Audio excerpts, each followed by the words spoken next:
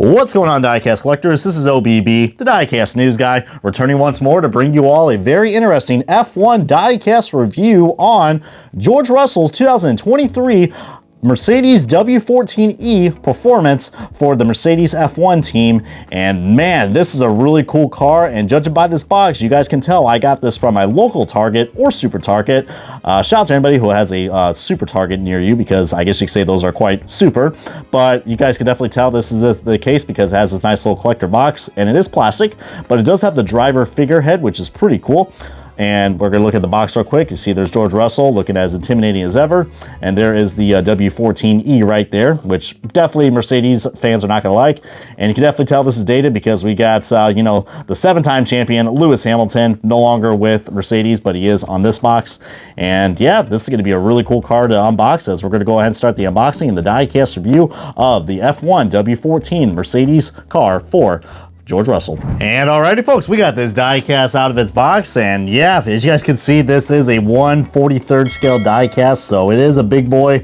But don't worry, we will be looking at some 1/64 scale diecasts later on this year from Hot Wheels and maybe even Spark. But for now, we got the Bburago diecast, and I've had this one in my collection for quite a while. And again, shout out to a YouTuber known as Not Noel. I always get inspired when he ever uploads a video when it comes to F1 diecast, and heck, you know, just gotta give him a shout, because heck, without him I probably wouldn't be even doing any kind of F1 content, since I'm mostly, you know, IMSA, NASCAR, and IndyCar. But heck man, for about like $8 or $9 you can get these at Target and Walmart, and this is pretty cool. We have this nice little matte black finish right here, which I think before, if you guys remember the back when Mercedes was still dominant, they had that nice little chrome finish to this, which might give you guys a nice little hint of what the next diecast is going to be in for this comparison.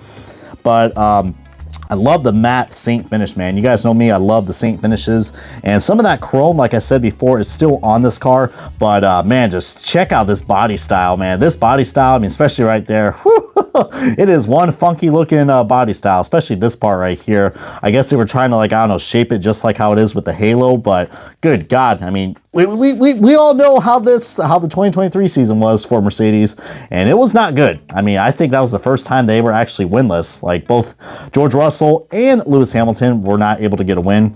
But getting on to the fine details with our usual overexposure, I will have to say, this is probably one of the, I wouldn't say one of the best looking cars that we've had for Mercedes, but yeah, this W14 or the W14E, it was just not a good car. I mean, even though it finished like what, like second in the Constructors Championship, I mean, again, still not win a single freaking race compared to what George Russell got his first win in 2022, and then he was able to get 2 more with the W15 in 2024. So, but yeah, you can see there's all these other sponsors. You can see the carbon fiber detail on the front. It is a plastic wing with the nice rolling medium tires, as you see right there.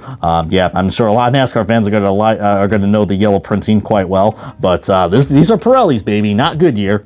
But you see all these other sponsors, which may look very familiar. And we got a very interesting suspension right here on the front. Probably not one of my favorite suspension pieces that we got. I mean, especially this front end. Good God, I don't know what they were thinking about this. I mean, I will admit it, I was not the hugest fan of, you know, Mercedes, but man, I mean, I mean, remember when Mercedes was good? I mean, I guess you could say they were quite the team viewer after all.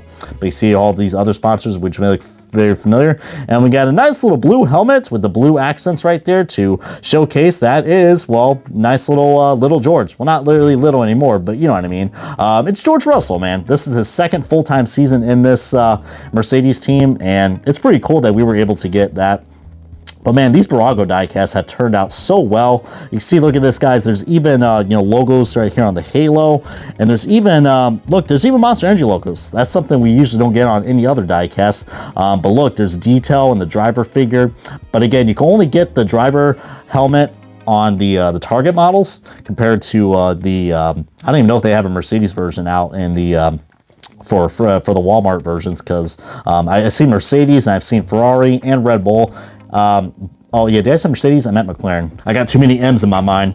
But speaking of too many M's, good God, I think I said it before, man. I'm not really liking that body style. And then they decided to go with the no side pods again, which, I mean, we've seen how that's turned out. I mean, all I can say is, I mean, McLaren's been the better M so far. But, and shout out to anybody who is a fan of Mercedes. You see we got some more carbon fiber detail with a plastic wing on the back. And I think those are stickers and not decals, but still is pretty cool. Nice carbon fiber finish. And there is the, well, I mean, this probably, you want to say Bburago diecasts are cheap. If you look at the underbody of these, yeah, they are quite cheap. And then getting onto the back, you see some more, well, you get the Ineos sponsorship right there. And yeah, that's the only part I don't like about these Bburago diecasts. But then again, who's going to look at a back wing? But just, yeah, look at that, guys. That is clearly a sticker. Definitely, you can pretty much see why this car is a lot more cheaper than what it is. But especially how these tires are made, you can definitely see where the two pieces are, welded or glued together. But still is a nice model, to say the least. You see the nice little air vents. And it is a very simple scheme or livery. I mean, yeah, they see those freaking weird mirrors again. Good God. It almost looks like he's trying to do... These mirrors literally are imitating the T-pose that George Russell does. Which, by the way, I think the T-pose has returned for the 2025 intro. So, oh boy, we're going to be in for a good one today when it comes on. I mean, who's excited for a new F1 season? My money's on McLaren, guys. I'm a big McLaren and Lando Norris fan. And you guys probably might know that because you guys haven't seen my other F1 reviews.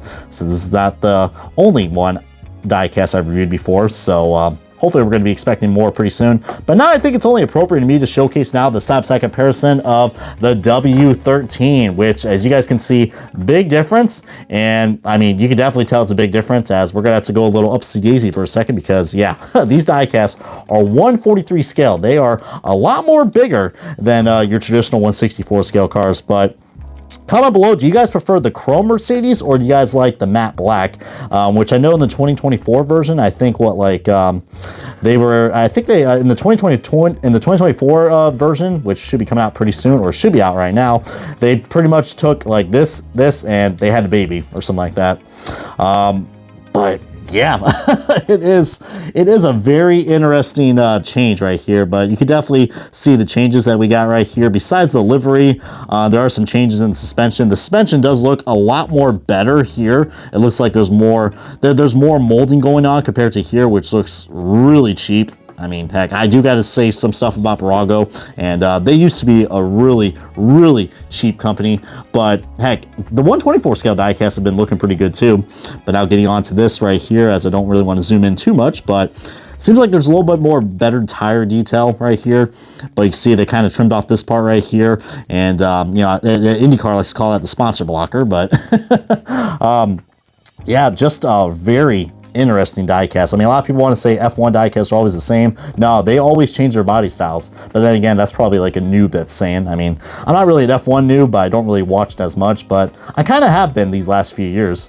Why are you getting this diecast? Because it's cool. I like variety, and I am a motorsports fan. And if you guys are too, heck, you guys should probably get both models. But you see, there's George Russell's helmet from 2 years ago, and here's George Russell's well, from 3 years ago. I forgot this is from, oh, I can't count right now. I'm losing my count, just like Total Wolf trying to win a freaking championship again. Oh Lord. But yeah, what a cool looking diecast that we got right here. 2022, 2023, big differences. I mean, you can even see the rear wing, I think it looks like, even though I know this is a very bad camera angle. Good God, who's running this joint? ESPN or Sky Sports? But yeah, just very, very unique. I mean, both are very unique in their own shapes and sizes. And comment below if you guys have actually found any F1 diecasts at your Walmarts or Targets. I want to see how good their distribution is compared to, us NASCAR fans, which we're still struggling to get some new diecasts. But I think the only thing that does kind of, I guess you could say, suck about getting F1 diecasts is that they are a year behind. I mean, keep in mind they have to make a new mold every year, so that's probably the reason why. But it's kind of worth the wait when you think about it, because heck, but then again, I mean, do you guys like this nice metal finish, or do you guys like this nice Saint black finish to it? But I want to hear your guys' comments, thoughts below, as hopefully we're going to see George Russell run well again. I mean, like I said, in 2024, he was able to get those 2 wins, and Yeah, it's definitely going to be an interesting time to say the least with the Mercedes team. But we'll see what happens, man. But hopefully you guys enjoyed this very interesting diecast review of George Russell's 2023 Mercedes F1 team.